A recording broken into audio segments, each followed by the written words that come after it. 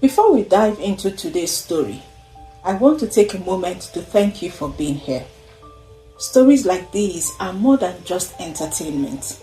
They are part of our culture, our heritage, and they carry lessons that have been passed down for generations. They remind us of the power of choices, the strength of community, and the mysteries that connect us to something greater than ourselves. As you listen, I hope you will find yourselves not just entertained, but also reflecting on the deeper meanings within. This story is a tale of courage, caution, and consequences. It's a reminder that some warnings are more than just words. They are gifts from those who walked before us. So grab a cozy spot, open your heart, and let's journey together into the world of this African folktale. And remember, your thoughts and reflections matter. Feel free to share them in the comments. I can't wait to hear what you think. This story begins with a warning. A strange, almost forgotten tale that older women in the village of Erua told in hushed tones. Do not look into a mirror at night, they would say, their eyes darting as if the very act of mentioning it summoned something. Yet Nneka, a curious and headstrong young woman, dismissed these warnings as the ramblings of a bygone generation.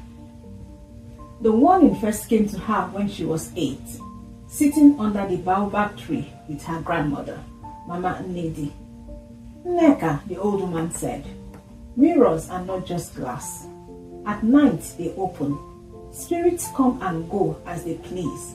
Some mean no harm. Others, she trailed off, her wrinkled face clouded with fear. You don't want to know. Spirits, Mama, Nneka giggled. Like ghosts? Yes, Mama Nnedi whispered, clutching her granddaughter's wrist tightly. And worse. Promise me, child, never to stare into a mirror at night. Nneka giggled, not taking her grandmother seriously. But she obeyed and didn't even think of looking at a mirror in the night. But years passed, and the weight of the old tale faded like a dream upon waking. By the time she was 23, Nneka was the opposite of the obedient child her grandmother once knew. She was bold, inquisitive, and fiercely independent, a woman who laughed in the face of tradition. One humid evening, her friend Chiamaka sat with her on the veranda of her small clay-walled home. The moonlight bathed the village in a silvery glow, and crickets sang in unison. I heard someone in the next village saw their death in a mirror, Chika said suddenly, breaking the silence. Nneka rolled her eyes. Not you too. Do you believe in those old women's stories? Honestly, Chika, you're smarter than this. It's not about being smart, Nneka. Why take the risk? Risk of what? Seeing my own face? Nneka scoffed. Maybe I'll try it tonight, just to prove that there's nothing there. Chika gasped. Don't joke about these things. But Nneka wasn't joking. Deep down, her curiosity burned brighter than her fear. Later that night, long after Chika had gone home, Nneka stood before the mirror in her room. It was an antique thing with a wooden frame carved into intricate patterns of leaves and flowers, a family heirloom passed down for generations. She lit a small oil lamp, its flickering flame casting dark shadows on the walls. She stared at the mirror intently. It's just glass, she muttered to herself, her curiosity mounting. She leaned closer. The carvings on the frame seemed to glow faintly in the dim light. Why does everyone fear you? She whispered to the mirror. The air in the room grew heavy, almost suffocating. But Nneka didn't notice. She leaned closer, her face inches from the mirror, her breath fogging the glass. Her reflection stared back at her, unremarkable and still. Her smooth brown skin gleamed in the dim light, her thick curled hair tied loosely behind her head. She leaned in closer, searching for what? She wasn't sure. Minutes passed, nothing happened. She smirked, feeling a mix of relief and vindication. Old women's tales, she muttered. But as she turned away, something caught her eye. A flicker, barely noticeable in the mirror. She whipped her head back, but her reflection was as it should be. It was just my imagination, she told herself, putting out the lamp and climbing back into bed. Over the next few nights, Nneka couldn't resist returning to the mirror. At first, it was harmless, a quiet rebellion against superstition. But after some days, she began to notice small, unsettling changes. One night, her reflection didn't smile back at her when she did. Another time, the light in the mirror seemed brighter than in the room itself. She wasn't sure if she was really seeing these things or her imagination was playing with her. She confided in Chika, who reacted with horror. "You are playing with things you don't understand. Stop before it's too late." "Too late for what?" Nneka retorted, though her voice wavered. On the 7th night, everything changed. The village was silent except for the distant hoot of an owl. Nneka stood before the mirror, her heart pounding for reasons she couldn't explain. She reached out, her fingers brushing the cold surface. The mirror rippled, as if it were a pool of water. Nneka froze, her breath caught in her throat. All of a sudden, a face emerged from the mirror. Not hers, but something monstrous. Its eyes were sunken, its mouth twisted into a cruel grin. She stepped back in fear. "Why have you summoned me?" the figure hissed. Nneka stumbled back, her legs trembling. I didn't summon anyone." The figure's laughter echoed, filling the room. "You looked into the mirror at night. You broke the barrier. Now I am free." And before she knew it, the figure disappeared. From that night, Nneka's life became a waking nightmare. Shadows moved in the corners of her vision. Her reflection no longer mimicked her movements, and many times when she passed by the mirror, it seemed to watch her, as if it had eyes that were filled with malice. She tried covering the mirror with a cloth, but immediately she did that, she heard a voice seep through the mirror. "You cannot hide from me, Nneka. You invited me in." Nneka became scared. What had she done? Could she have let a wicked spirit loose? Desperate, she sought help from the village priest, an elderly man named Papa Ifeanyi. He listened intently as she recounted her experiences. "You have angered the spirits," he said gravely. "We must perform a cleansing ritual." That night, Papa Ifeanyi arrived with his apprentices.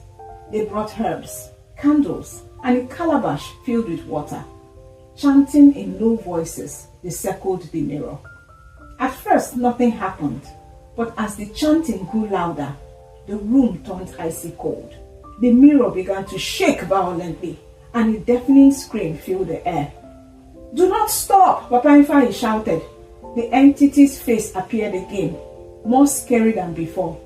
"She is mine!" it bellowed. "She is mine!" With a final chant, Papa Ifeanyi struck the mirror with the calabash. It shattered into 1,000 pieces, and the room fell silent. Nneka sighed with relief. Thank God it was over. She thanked Papa Ifeanyi and vowed never to stare at any mirror at night, ever again. Nneka thought the nightmare was over, but she was wrong. Over the next few days, the shattered pieces of the mirror seemed to haunt her, appearing almost everywhere she looked, under her bed, in the kitchen, and even in her dreams. She thought she was going crazy. And then one day, she found a note written in ash on her wall, and it read, "I am not gone. I am still here." Weeks later, Chika visited Nneka, who had grown pale and withdrawn. "You look terrible," Chika said, concern etched on her face. "I haven't been sleeping," Nneka admitted. "It's still here." "What is still here?" "The spirit from the mirror. It's still here." Just then, Chika glanced at a small shred of mirror on the table. As she picked it up, She caught a glimpse of Nneka's image in the mirror and her face turned white. Nneka, this isn't your reflection. Nneka stared at Chika, her pulse racing. What do you mean it's not my reflection? Chika held the piece of mirror carefully, angling it towards the light. The image in the mirror was faint but unmistakable. It wasn't Nneka's face. It was the monstrous, sunken-eyed figure from her nightmare. Its lips moved soundlessly, as if it was whispering something to her. This thing is a monster, Chika stammered, dropping the piece of mirror to the ground. Nneka, why didn't you listen? You brought something into this world that doesn't belong here, and it has refused to go away. Nneka grabbed her friend's arm, her voice cracking. I didn't mean to. I didn't know this would happen.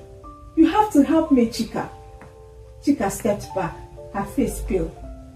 I don't think I can. You are mad now, Nneka. This is beyond me. The words cut Nneka like a blade. Her best friend, the one person she thought she could trust, was abandoning her.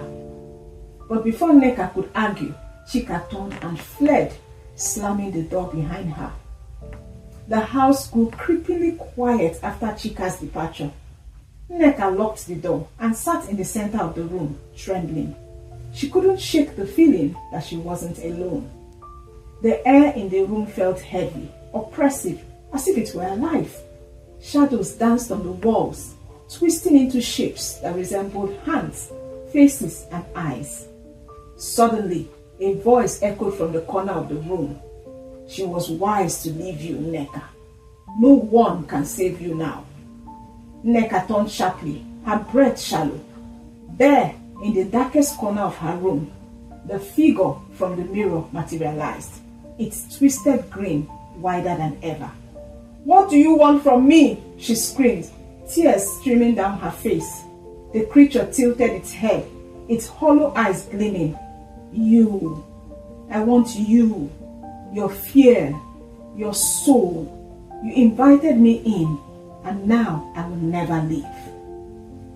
The next morning, Nneka went to see Papa Ifeanyi again, this time clutching a handful of the mirror's shreds. It's still here, she cried. The mirror is gone, but it's still here. The priest examined the shreds, his expression grim. These fragments are tainted. The spirit's essence has attached itself to them. Destroying the mirror wasn't enough. Then what do I do? Nneka begged. Papa Ifeanyi sighed deeply. There is one way, but it is dangerous. You must return the spirit to where it came from. You must face it. Alone. Alone? Nneka whispered, her voice barely audible. Yes, Papa Ifeanyi said. But be warned, if you fail, it will consume you completely. Nneka had no choice. She was already living in fear. If this is what it would take for her to be free, she was ready to do it. That night, Nneka prepared herself. She gathered the fragments of the mirror, lit candles around the room, and sat cross-legged on the floor. Her heart pounded as she whispered the incantation that Papa Ifeanyi had taught her. The air in the room grew colder with each word. The candles flickered, then extinguished all at once, plunging the room into darkness. A chilling laugh echoed around her. You are brave, little one, but bravery won't save you. The figure appeared again, its form more solid than before. It loomed over her, its twisted face inches from hers. I'm sending you back, Nneka said, her voice shaking but determined. The entity laughed again. Ha ha ha! A sound that made her skin crawl. You think you have that power? Foolish girl. Nneka held up the fragments, their sharp edges glinting faintly in the dim light. You came through these, and through these you will live. The spirit roared, lunging towards her, but Nneka didn't flinch. She clutched the fragments tightly, cutting her palms, and began chanting loudly. The room erupted in chaos. The walls shook and the floor seemed to tilt beneath her. The spirit howled, its form flickering like a dying flame. "You cannot defeat me," it screamed, its voice distorted and inhuman. But Nneka kept chanting, even as blood dripped from her hands onto the fragments. The fragments began to glow, their light growing brighter and brighter until it engulfed the entire room. The creature let out one final ear-piercing scream before being sucked into the mirror fragments. The room fell silent, and Nneka collapsed onto the floor, exhausted. When she awoke, the sun was rising, casting warm light into the room. The fragments lay before her, now dull and lifeless. She gathered them carefully and buried them deep in the forest, where no one would ever find them. From that day on, Nneka became the one who told the warning, "Do not look into mirrors at night," she would say, her voice firm. "They are not just glass, they are gateways, and some doors are better left closed." As Nneka's stories teaches us, some warnings come with a wisdom that goes beyond our understanding. In a world filled with mysteries and unseen forces, it's often better to respect the lessons passed on through generations. Sometimes our curiosity can lead us to places we are not ready to face. What are your thoughts on Nneka's journey? Have you ever ignored a warning and faced the consequences? Let's talk about it in the comments. And if this story moved you, don't forget to like, subscribe, and share it with someone who loves a good African folktale. Thank you for listening, and I will see you in the next one.